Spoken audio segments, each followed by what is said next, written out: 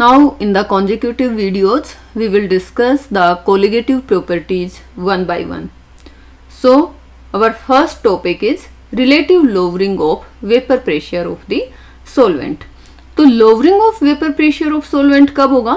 Suppose we have a volatile solvent और volatile solvent है means it will have vapors और vapors होगा तो vapor pressure होगा. इसके अंदर अगर हम नॉन वोलेटाइल सोल्यूट ऐड करते हैं तो जो हमारा सॉल्यूशन बनेगा, इस सॉल्यूशन का जो वेपर प्रेशर होगा that is only because of solvent, क्योंकि सॉल्यूट तो हमारा नॉन वोलेटाइल है. तो सॉल्यूशन का जो वेपर प्रेशर है वो प्योर सॉल्वेंट के कंपैरेटिवली कम होगा. तो ये तो हमने समझा vapour pressure of a solvent in solution is less than that of the pure solvent. यानी कि इस इक्वेशन के अकॉर्डिंग अगर हम देखें, मान लो P1 है हमारा vapour pressure of solvent in solution और P1 नॉट है vapour pressure of pure solvent, X1 है मोल फ्रैक्शन ऑफ सॉल्वेंट. तो ये है हमारा Raoult's law. Raoul's established that lowering of vapour pressure, ये जो वेपर प्रेशर हमने बताया कि कम होगा, कब कम होगा? अगर किसी वोलेटाइल सॉल्वेंट के अंदर हम नॉन वोलेटाइल सोल्यूट ऐड करते हैं तो जो सॉल्यूशन का वेपर प्रेशर है वो प्योर सॉल्वेंट के कंपैरेटिवली कम होगा. तो ये जो लोअरिंग ऑफ वेपर प्रेशर है ये किस पे डिपेंड करेगा? ये डिपेंड करेगा कि उस सॉल्यूशन के अंदर कितना अमाउंट ऑफ सॉल्यूट प्रेजेंट है. तो lowering of vapour pressure depends only on the concentration of the solute particles and it is independent of their identity. तो ये हमने पहले भी समझा था कि सपोज करो हम 1 लीटर वाटर हमारे पास है और 1 लीटर वाटर के अंदर अगर हम 1 मोल यूरिया ऐड करते हैं या 1 मोल सुक्रोज ऐड करते हैं, 1 मोल शुगर ऐड करते हैं, 1 मोल सॉल्ट ऐड करते हैं, तो सभी में क्योंकि हमने सबका अमाउंट 1 मोल लिया तो इक्वल अमाउंट ऑफ सोल्यूट के एडिशन से जो लोअरिंग ऑफ वेपर प्रेशर होगा दैट इज ऑलमोस्ट इक्वल. तो इससे क्या हुआ कि जो सोल्यूट का नेचर है वो उसको अफेक्ट नहीं कर रहा है. तो जो हमारा लोअरिंग ऑफ वेपर प्रेशर है it is independent of the nature of the solute and depend on the concentration of the solutes present in the solution.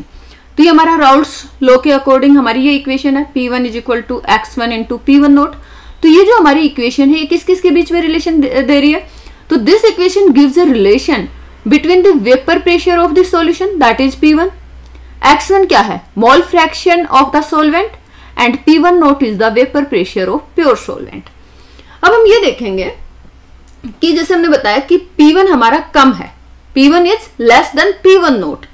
तो reduction in vapour pressure of solvent उसको हम represent कर रहे हैं del P1 से. तो कितना कम हुआ डेल P1? क्योंकि हमारा पहले जब प्योर सॉल्वेंट था तब था P1 नोट और सॉल्यूशन में जो सॉल्वेंट की वजह से प्रेशर आया दैट इज P1. तो कितना कम हो गया? P1 naught minus P1 it is equal to del P1. अब हमने क्या किया कि जो P1 है according to Raoult's law P1 हमारा क्या है? X1 into P1 note. तो यहां पे हमने P1 की जगह क्या वैल्यू पुट कर दी? X1 into P1 note. तो हमारी इक्वेशन क्या हो गई? Del P1 is equal to P1 naught minus X1 into P1 naught. अब यहाँ पे हम ये देख सकते हैं कि P1 नोट दोनों में कॉमन है तो हमने यहाँ पे P1 नोट कॉमन ले लिया. हमारे पास क्या बच गया? 1 माइनस X1. और हम क्या जानते हैं, अगर किसी सॉल्यूशन के अंदर 2 कंपोनेंट हैं तो उस सॉल्यूशन में जो भी मोल फ्रैक्शन होगा, mole fraction sum of the mole fraction of all the component is equal to 1. तो यहाँ पे अगर हम 1 माइनस X1 कर देंगे तो ये किसके इक्वल आ गया? X2 के इक्वल आ गया. तो हमारा यहाँ पे हमने क्या किया था कि ये P1 और ये P1 कॉमन ले लिया तो हमारे पास जो अंदर टर्म बची है दैट इज 1 माइनस X1 और 1 माइनस X1 हमारा किसके इक्वल हो गया?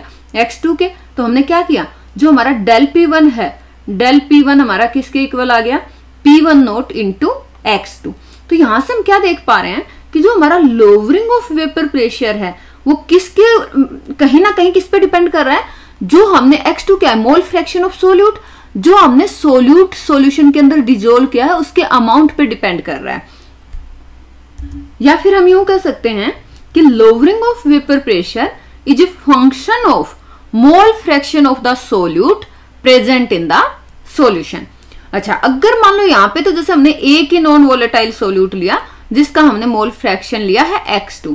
अब मान लो कोई ऐसा सॉल्यूशन है जिसके अंदर several non volatile solutes present हैं, then lowering of vapour pressure depend on the sum of the mole fraction of different solutes, different solutes का सम लेंगे, उसके ऊपर ये हमारा lowering of vapour pressure depend करेगा। तो हमारे पास जो लोअरिंग ऑफ वेपर प्रेशर है वो किसके इक्वल आया है, P1 नॉट इंटू X2।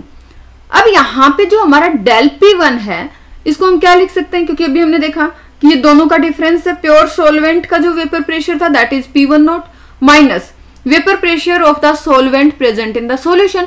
तो डेल P1 हमारा किसके इक्वल है, P1 नॉट माइनस P1। अब यहां से आप देखिए अगर हम del P1 upon P1 not कर दें, ये P1 नॉट वाली टर्म इधर ले आए तो ये किसके इक्वल आ जाएगा, X2 के। तो del P1 upon P1 naught किसके इक्वल है, mole fraction of the solute present in the solution. और डेल P1 की जगह हम क्या लिख सकते हैं, P1 नॉट माइनस P1, क्योंकि ये तो है ही लोअरिंग ऑफ वेपर प्रेशर इसके equal, divided by P1 naught is equal to X2। तो यहाँ पे ये जो हमारा लेफ्ट हैंड साइड में जो एक्सप्रेशन है P1 naught minus P1 that is lowering of vapour pressure, उसको अगर हम जो हमारा प्योर सोलवेंट का वेपर प्रेशर है, vapour pressure of the pure solvent, उससे डिवाइड कर देते हैं, तो ये जो हमारी टर्म है इसको हम बोलते हैं relative lowering of vapour pressure. तो ये जो हमारी इक्वेशन है, इस इक्वेशन में the expression on left hand side of this equation is called relative lowering of vapour pressure, और ये किसके इक्वल है, mole fraction of the solute present in the solution. अच्छा, इस इक्वेशन को हम कैसे लिख सकते हैं, ये सेम इक्वेशन यहाँ पे देखिए, P1 naught minus P1 divided by P1 naught is equal to X2 है। अब X2 हमारा मोल फ्रैक्शन ऑफ सोल्यूट क्या होता है, ये हमने अपने पहले समझ चुके हैं हम। तो मोल फ्रैक्शन हमारा क्या होता है, number of moles of that component divided by sum of the number, total number of all the components present in the solution. तो हम X2 को क्या लिख सकते हैं, N2 upon N1 plus N2। अब अगर हम कंसिडर करें कि जो N1 है, N1 हमारा क्योंकि हम 1 सोलवेंट को रिप्रेजेंट कर रहा है और 2 हमारा सोल्यूट को रिप्रेजेंट कर रहा है, तो इफ यहाँ पे अगर हम ये मानते हैं N1 और N2, it means N1 are the number of moles of solvent और N2 है number of moles of solute. तो यहाँ पे अगर मान लो सॉल्यूशन बहुत ही डाइल्यूट है, तो for dilute solution N2 is less than N1, तो उस केस में हम N1 के कंपैरेटिवली N2 को नेग्लेक्ट कर सकते हैं डिनोमिनेटर में। तो हमारा जो ये इक्वेशन है ये क्या बन जाएगा, P1 naught minus P1 divided by P1 naught is equal to, अगर हमने डिनोमिनेटर में N1 प्लस N2 में N2 को कैंसिल कर देते हैं, नेग्लेक्ट कर देते हैं, तो हमारी इक्वेशन बन जाएगी N2 अपॉन N1। अब N2 क्या है, number of moles of solute, और इसको हम कैसे लिख सकते हैं, हमने क्या बताया था कि नंबर ऑफ मोल्स कैसे निकालते हैं, given mass upon molar mass. तो अगर हमारे पास सोल्यूट का गिवन मास W2 है और मोलर मास M2 है, तो N2 की जगह हम क्या लिख सकते हैं, W2 अपॉन M2। तो यहाँ पे ये हमारा N2 था और इसकी जगह हमने लिख दिया है W2 अपॉन M2। और N1 की जगह क्या लिख सकते हैं, number of moles of solvent W1 upon M1 that is given mass of solvent divided by molar mass of the solvent. तो यहाँ पे हमने N1 की जगह ये वैल्यू पुट कर दी, इसको सोल्व करते हैं तो हमारे पास ये वाली इक्वेशन आ जाती है। तो what we can write, P1 naught minus P1 upon P1 naught that is relative lowering of vapour pressure and it is equal to W2 upon M2 multiplied by M1 upon W1। तो यहाँ पे हमने बताया कि W1 and W2 are the masses of solvent and solute respectively and M1 and M2 are the molar masses of solvent and solute respectively। यहाँ पे ध्यान रखना है 1 से हम रिप्रेजेंट कर रहे हैं solvent और 2 जो है हमारा solute के लिए यूज हो रहा है। तो इस इक्वेशन से if we know all other quantities तो molar mass of solute can be calculated। अगर हमें relative lowering of vapor pressure दिया है, given mass of solute and solvent दिया है, molar mass of solvent दिया है, तो we can calculate the molar mass of solute। तो ये हमारे पास आ गया relative lowering of vapor pressure। इस वीडियो में इतना ही, थैंक यू।